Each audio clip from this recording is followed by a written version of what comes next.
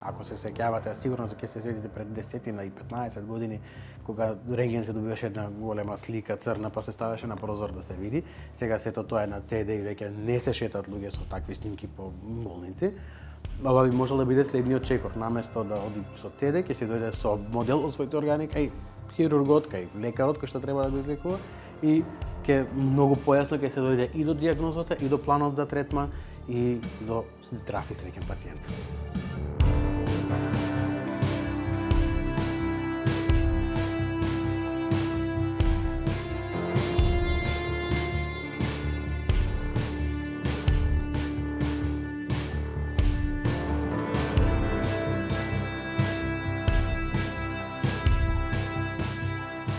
Придобивките се огромни за сите, почнувајќи од хирурзите, почнувајќи од пациентите првично, преку хирурзите до идните хирурзи и до останатите пациенти. Самиот пациент пред операцијата, која ќе зборуваме нели за операција која што сме изработили модел, у старт се работи за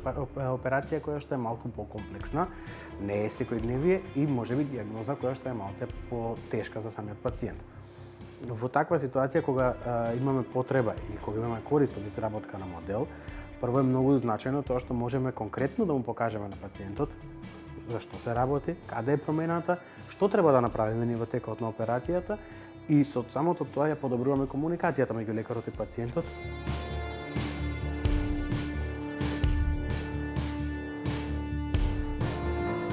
Тоа пак резултира со операција која што според податоците што досега ги имаме и сме ги анализирале, може да биде од 30-40% пократка операција со истиот исход. Дури и подобрен исход за тоа што се спречуваат и се избегнуваат компликации. Кога пациентот од операција која што би траела 4 часа, ќе се скрати на операција која што трае 2,5 часа,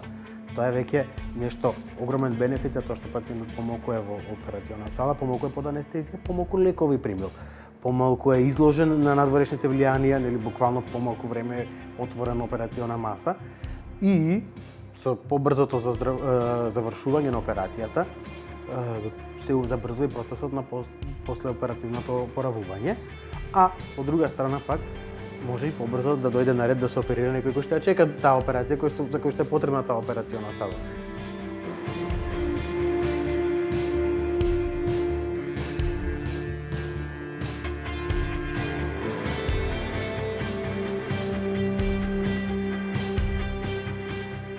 После останува на фина корекција и фино одредување на детали кои што би можел да ги даваш за 2, 3, 4 часа, наместо да биде тоа 20 и 30 часа.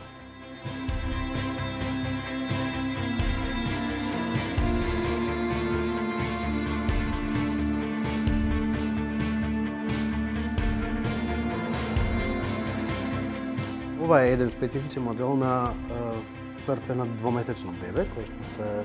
има аномалија на крвните садови, кој што одат си се влеваат таму каде што не треба. И ова го беше бебе кој што се оперираше во клиничката болница Ачибадем Систина заради тоа што имаше потреба да биде оперирано, но среќа колегија таму дојда, ни пристапија, знаејќи дека го работиме ова и среќен сум да кажам дека операцијата помине успешно и детето се опаравува дома, иако е можеби еден од ретките случаи за ваква комплексна аномалија, дури на светско ниво е ретко објавен случај да има толку драматична мана, односно неправилен влив на крвните садови околу срцето.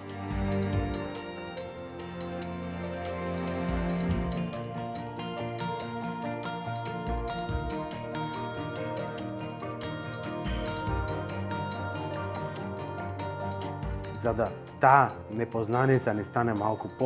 појасна и поблиска, со цел да бидеме поефикасни и побезбедни во операцијата, тука доаѓа улогата на вештачката интелигенција, која што ни помага да имаме и модели, индивидуализирани модели на анатомијата на пациентите и со помош на модели на компјутерска визија, со помош на интерполација на тие модели да стигнеме до некаква подобра навигација или насочување во текот на операцијата.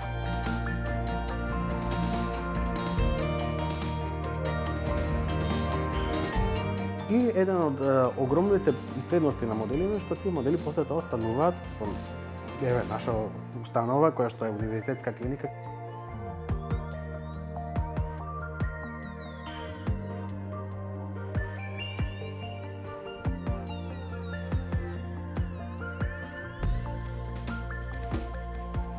Мислам дека